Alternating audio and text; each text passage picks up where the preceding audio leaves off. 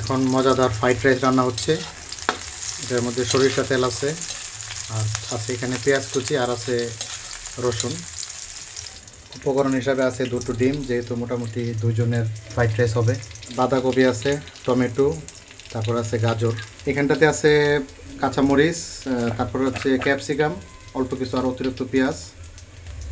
তো দুটো ডিম দিয়ে দিচ্ছি।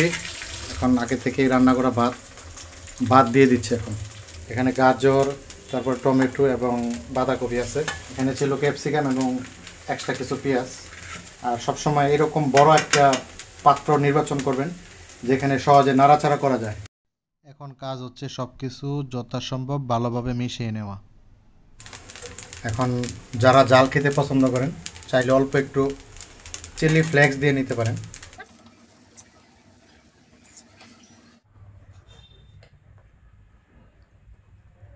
ওয়াও, সেই দারুণ হয়েছে, অনেক মজা হয়েছে।